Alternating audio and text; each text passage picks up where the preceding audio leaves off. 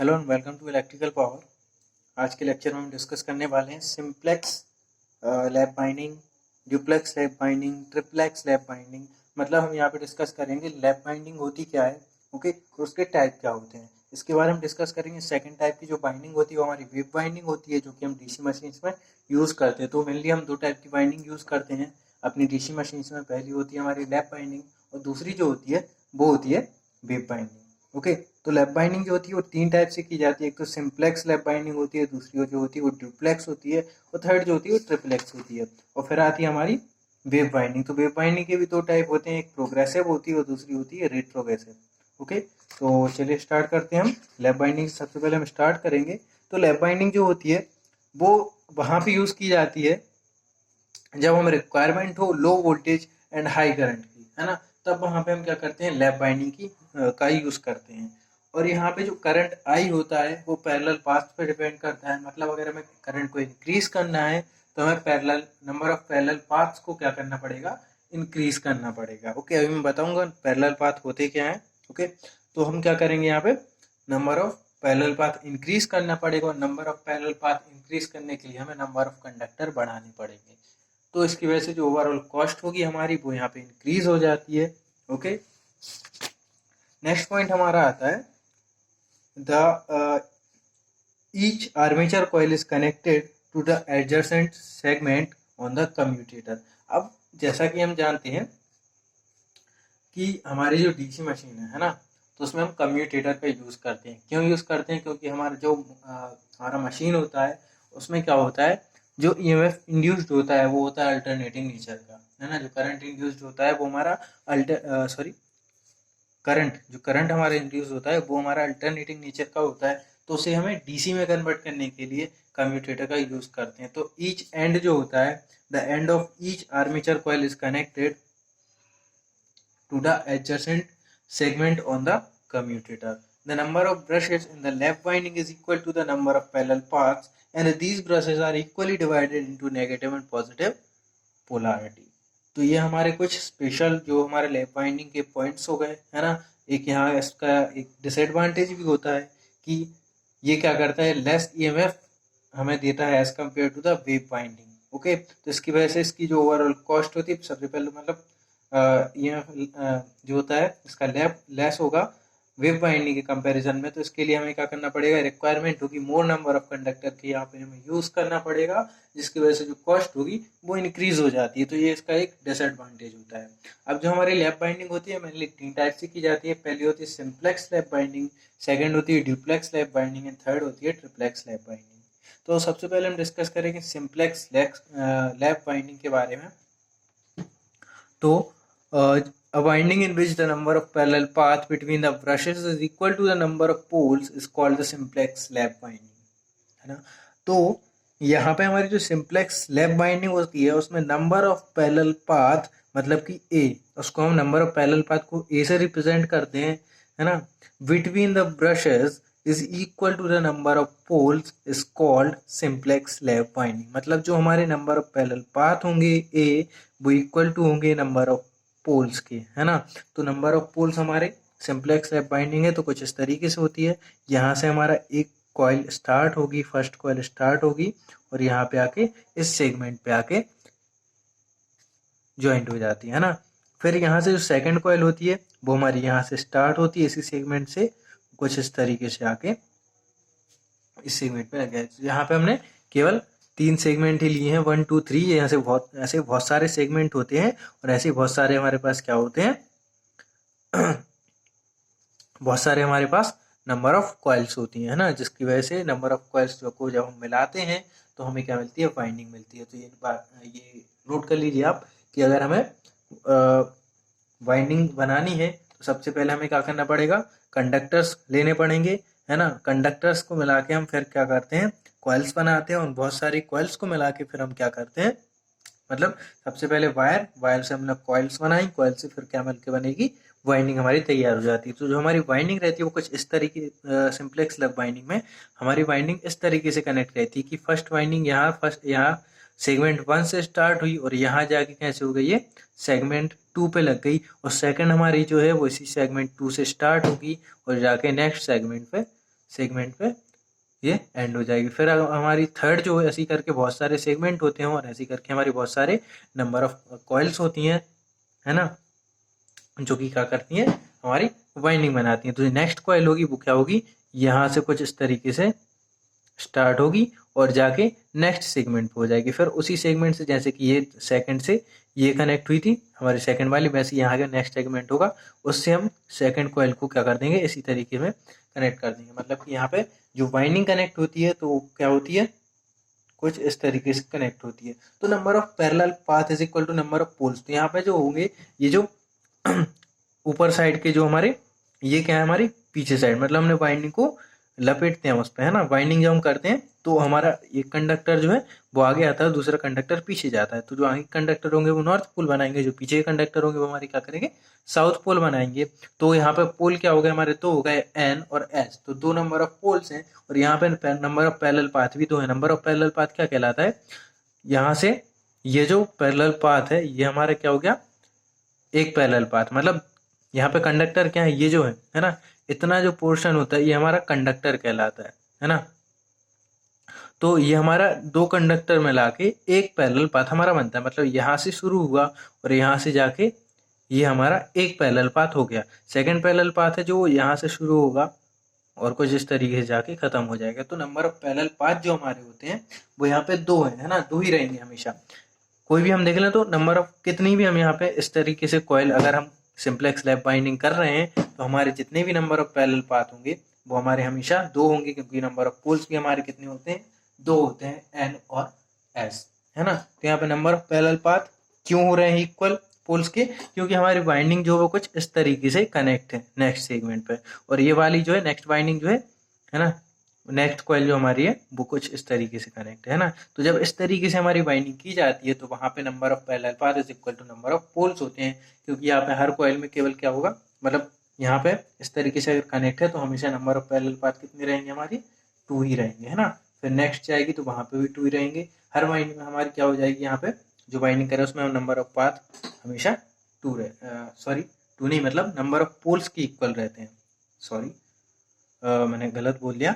जो हमारे number of parallel path, जितने भी यहाँ पे नंबर ऑफ पैरेलल पाथ बनेंगे वो हमेशा नंबर ऑफ पोल्स के इक्वल रहेंगे, है ना। तो जितने पोल बनेंगे यहाँ पे उतने ही हमारे नंबर ऑफ पैरेलल पाथ होंगे, है ना। और जितने हमारे नंबर ऑफ पैरेलल पाथ होंगे उतने हमारे पास पोल होते हैं सिंप्लेक्स लैप बाइंडिंग में। ओके, नेक्स्ट हमारी आती है ड्यूप्लेक्स लैप बाइंडिंग। तो ड्यूप्लेक्स लैप बाइंडिंग क्या होती है ना।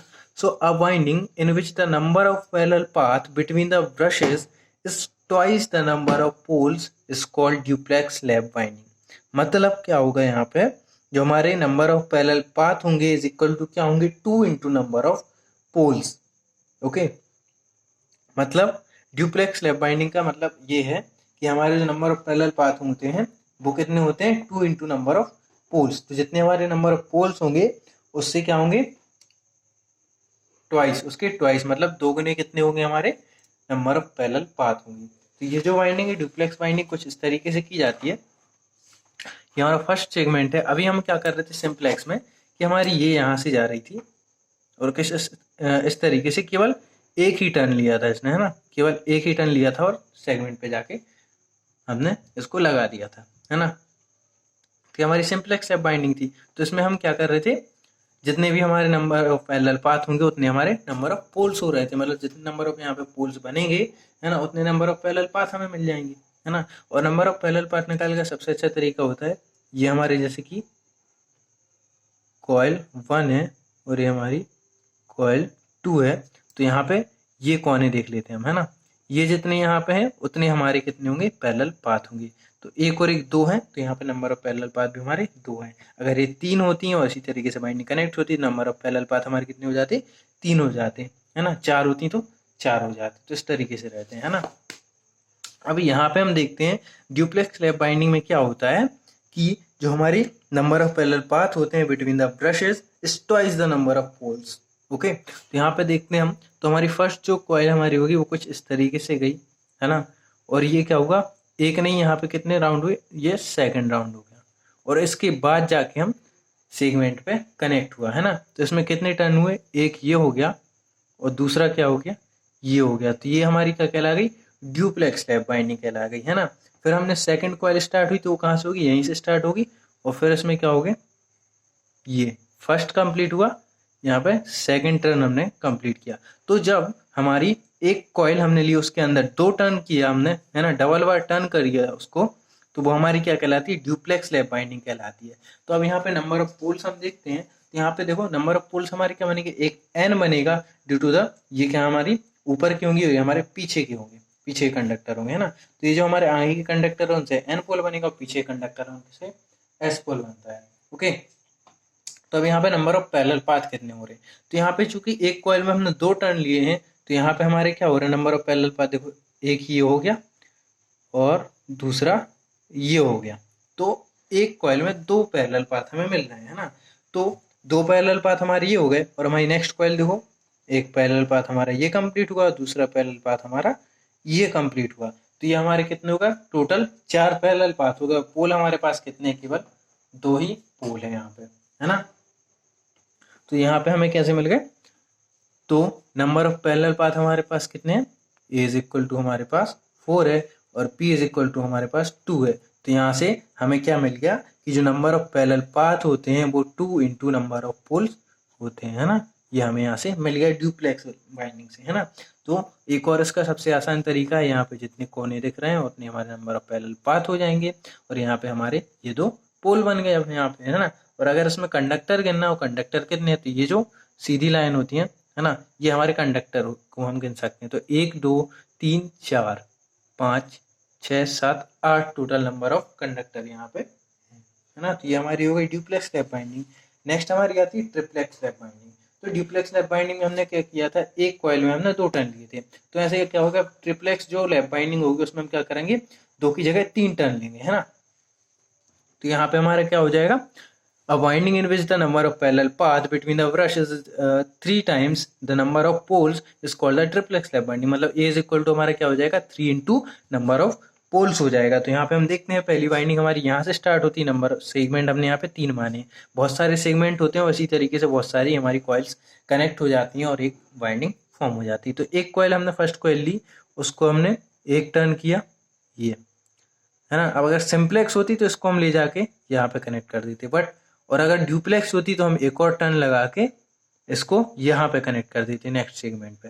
बट ये ट्रिप्लेक्स है तो हम यहाँ पे एक और टर्न लेंगे ये, और फिर जाके हम नेक्स्ट सेगमेंट पे इसको कनेक्ट कर देंगे। तो ये हमारी फर्स्ट कॉइल हो गई जिसमें हमने 3 टर्न लिए हैं, तो इस वजह से ये क्या कहलाई, ट्रिप्लेक्स लैप बाइंडिंग हो गई। मतलब एक कॉइल में इसमें क्या मिलेगा, हमें 3 नंबर ऑफ पैरेलल पाथ यहाँ पे मिल रहा है हमें, है ना। इसकी वजह से ये क्या होगी, ट्रिप्लेक्स हो जाती है।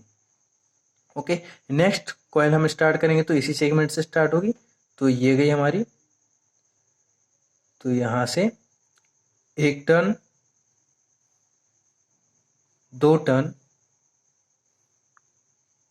3 टर्न, और ये सेगमेंट पे खत्म कर दी। अब इसके आगे एक और नेक्स्ट सेगमेंट होगा, और यहाँ पे एक और कॉइल कनेक्ट होगी जिसमें फिर से नंबर ऑफ टर्न्स जो होंगे हम 3 करेंगे। तो इसकी वजह से क्या हो जाएगा हमारा, ये हमारी ट्रिप्लेक्स लैप बाइंडिंग कहलाएगी। अब इसमें जो पोल बनेंगे तो आगे के कंडक्टर जो होते हैं वो n बनाते हैं, और पीछे के कंडक्टर हमारे s बनाएंगे। तो नंबर ऑफ पोल्स हमारे जो हो गए वो यहाँ पे केवल कितने हो रहे हैं, 2 हो रहे हैं। But number of parallel path की बात करें तो हमें कितने मिल रहे हैं, 1 2 3 4 5 6 मिल रहे हैं। तो a is equal to 3 into number of poles हमारे 2 हैं, तो 3 इंटू 2 इज इक्वल टू 6। तो यहाँ पे हमें पता चल गया कि हमारी जो ट्रिप्लेक्स लैप बाइंडिंग होती है उसमें हमारे नंबर ऑफ पैरेलल पाथ जो होते हैं वो 3 इंटू नंबर ऑफ पोल्स होते हैं, है ना। तो ट्रिप्लेक्स लैप बाइंडिंग का मतलब आपको समझ में आ गया होगा, ड्यूप्लेक्स लैप बाइंडिंग का मतलब समझ में आ गया होगा कि ड्यूप्लेक्स लैप बाइंडिंग में क्या होता है, ट्रिप्लेक्स लैप बाइंडिंग में क्या होता है। सीधी बात है, नंबर ऑफ टर्न्स जो है वो एक कॉइल में जितने नंबर ऑफ टर्न्स रखते हैं तो उसको हम उस तरीके से बता देते हैं, है ना। तो जैसे कि हमने यहाँ पे 2 रखे थे, एक कॉइल में हमने क्या किया था, एक टर्न और सेकंड टर्न ले लिया था और फिर सेगमेंट पे कनेक्ट किया था। तो यहाँ पे हमें 2 नंबर ऑफ पैरेलल पाथ एक कॉइल में हमें मिले थे, और ये हमारा क्या हो गया था, ड्यूप्लेक्स लैप बाइंडिंग हो गई थी, है ना। तो हमारा A is equal to 2P हो गया था। ऐसे हमने ट्रिप्लेक्स लैप बाइंडिंग में किया, हमने क्या किया, 3 टर्न्स कर लिए, है ना। 3 टर्न्स कर लिए तो यहाँ पे हमारा क्या हो गया, ट्रिप्लेक्स लैप बाइंडिंग हो जाएगी, क्योंकि यहाँ पे A is equal to 3 into P हमें मिल गया, तो हमारी हो गई triplex lap binding. So I hope आपको लैप बाइंडिंग समझ में आ गई होगी, है ना।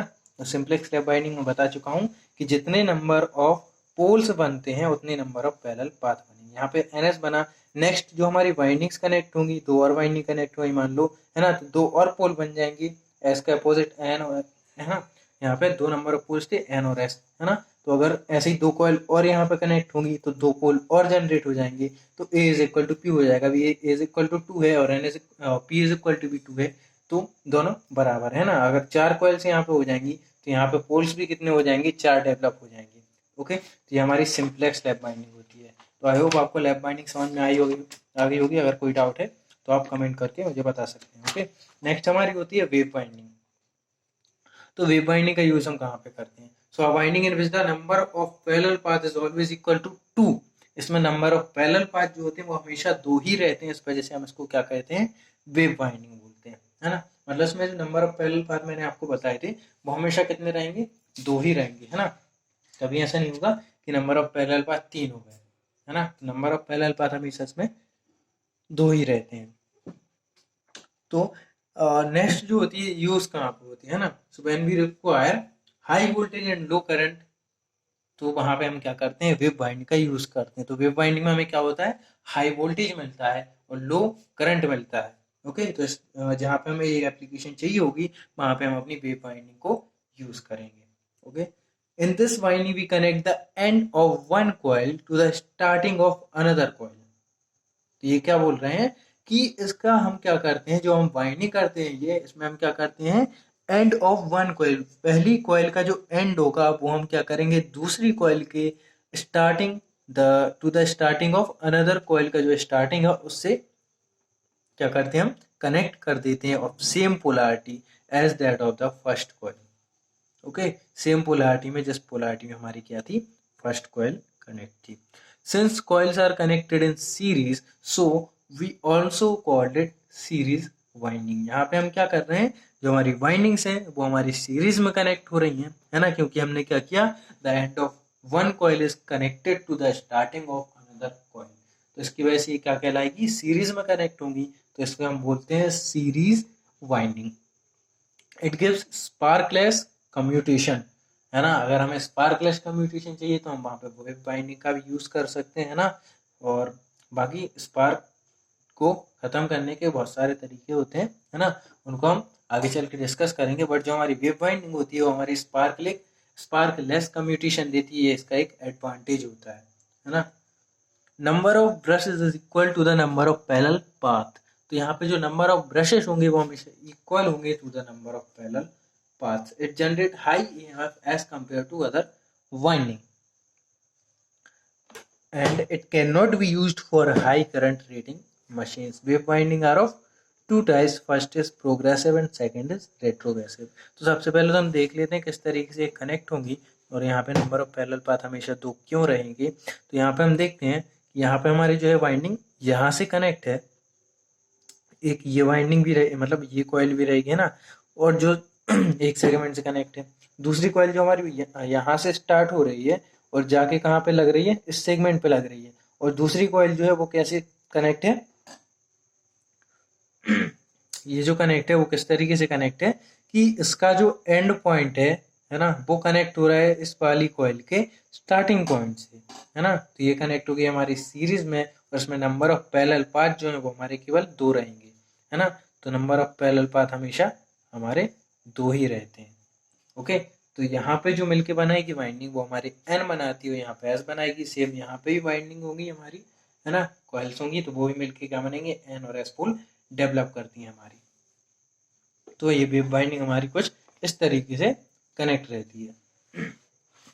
अब हम बात करें रेट्रोग्रेसिव की, तो if after one round of the armature coil falls in a slot right to its starting slot, the winding is called progressive binding.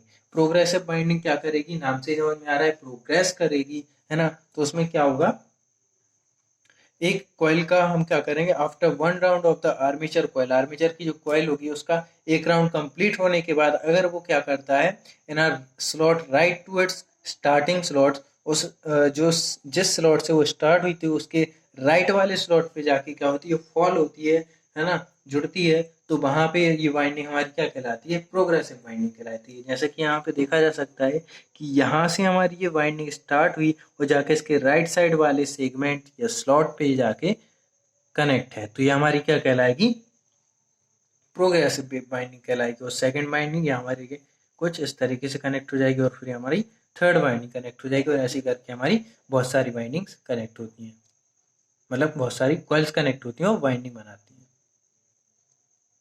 अब रेट्रोगैसिव वेव बाइंडिंग क्या होगी, है ना। तो रेट्रोगैसिव का मतलब यहाँ पे ये है कि if after one round of armature coil the coil falls in a slot left to a starting slot, the winding is called retrogressive wave winding। मतलब यहाँ पे ये है कि जब कोई भी आर्मेचर की कॉइल एक राउंड कंप्लीट करने के बाद जिस स्लॉट से वह स्टार्ट हुई थी उसके लेफ्ट वाले स्लॉट पे जाके खत्म होती है, तो वहां पे ये हमारी कहलाती है रेट्रोगैसिव वेव वाइंडिंग कहलाती है। जैसा कि यहाँ पे हम देख सकते हैं कि ये वाली वाइंडिंग जो है वो कुछ यहाँ सेकंड सेगमेंट से स्टार्ट हुई थी, और after one completed one round it is connected to the left slot of this starting slot, है ना। मतलब जिस स्लॉट से स्टार्ट हुई थी उसके लेफ्ट वाले स्लॉट पे आके कनेक्ट है, मतलब 2 से कनेक्ट है 1 पे, तो ये हमारी क्या हो गई, रेट्रोगैसिव वेव वाइंडिंग हो गई, है ना। उसका मैंने बता दिया कि आपको वेव वाइंडिंग हम क्यों यूज करते हैं, जब हमें हाई वोल्टेज और लो करंट की रिक्वायरमेंट होती है तब वहां पे हम क्या करते हैं, वेव वाइंडिंग को यूज करते हैं। तो ये हमारे आज हो गई वाइंडिंग के टाइप्स। अब नेक्स्ट जो है इसका हम डिफरेंस के बारे में बात करेंगे, क्योंकि एग्जाम्स में बहुत टाइम पूछ लिया जाता है कि इनके बीच लैब जो वेव बाइंडिंग है और लैब बाइंडिंग है और वेव बाइंडिंग है, उनके बीच मेनली डिफरेंस कितने होते हैं, मतलब डिफरेंस क्या होता है वो हमें लिखना पड़ता है ना। तो हम वो डिफरेंस भी यहाँ पे देख लेते हैं। तो लैब बाइंडिंग जो होती है हमारी is also called parallel binding भी हमारी कहलाती है लैब बाइंडिंग, है ना। बट जो वेव बाइंडिंग होती है वो connected series is connected in series, so it is called series winding. Lap winding are used for low voltage and high current rating machines, and the wave winding is connected wave connected winding is required for high voltage and low current rating machines। तो ये हमारे ये voltage और current के जो difference होता है उससे हमारी इन दोनों में एक डिफरेंस हो गया, है ना। नेक्स्ट जो हमारा होता है नंबर ऑफ पैरेलल पाथ जो होते हैं, है ना, लैब वाइंडिंग में वो इक्वल होते हैं to the number of poles, है ना, that is A is equal to P हमारा होता है। और अगर हम वेव बाइंडिंग की बात करें तो जो नंबर ऑफ पैरेलल पाथ होते हैं वो ऑलवेज इक्वल टू कितने होते हैं, 2 होते हैं। नेक्स्ट हमारा लैब बाइंडिंग में the number of brush required by this winding is always equal to the number of poles. तो यहाँ पे जो लैब बाइंडिंग अगर हम यूज कर रहे हैं तो ब्रश की जो संख्या होगी, है ना, नंबर ऑफ ब्रश जो होंगे हमारे जो रिक्वायर्ड होंगे वो इक्वल टू होंगे नंबर ऑफ पोल्स के। और हमारी जो वेव बाइंडिंग होती है उसमें हमेशा रिक्वायर्ड नंबर ऑफ ब्रश जो होते हैं वो हमेशा 2 होते हैं। नेक्स्ट हमारा होता है equaliser ring is required for obtaining better commutation. अगर हमें बेटर कम्यूटेशन चाहिए है तो लैब बाइंडिंग में हमें क्या करना पड़ेगा, एक इक्वलाइजर रिंग का यूज करना पड़ेगा। But in wave winding there is no need for equaliser ring. Next is it the lab binding is more costly due to the requirement of equalizer ring and more carbon brushes, and the wave binding is comparatively cheap होती है हमारी, है ना। और जो हमारी lab winding होती है are generally used for machines rating above 500 kilowatt, है ना। तो अगर हमारी जो मोटर है हमारी, है ना, तो मोटर जो हमारी है तो उसमें अगर जनरली हम लैब बाइंडिंग का यूज़ करते हैं तो वो हमारी रेटिंग क्या होती है, 500 किलोवाट के अबव होती है। And in wave winding are generally used for machine of rating below 500 kilowatt. Okay, तो यहाँ पे मोटर की बात हुई इसलिए हमने किलोवाट लिया है। अगर जनरेटर होता हमारा तो हम यहाँ पे किलोवाट ना लेके VA लेते फिर, है ना, KW की जगह VA लेते, वोल्ट एम्पियर। तो ये हमारे कुछ डिफरेंस थे लैब एंड वेव बाइंडिंग में। सो आई होप आपको समझ में आया होगा कि लैब बाइंडिंग क्या होती है हमारी, क्यों यूज़ की जाती है, और वेव बाइंडिंग क्या होती है, क्यों यूज़ की जाती है। Okay, so thank you for watching this video. In next lecture we will discuss about the working principle of DC machine. Okay, so thank you, and if you have any query then you can place it in the comment box. Okay, thank you.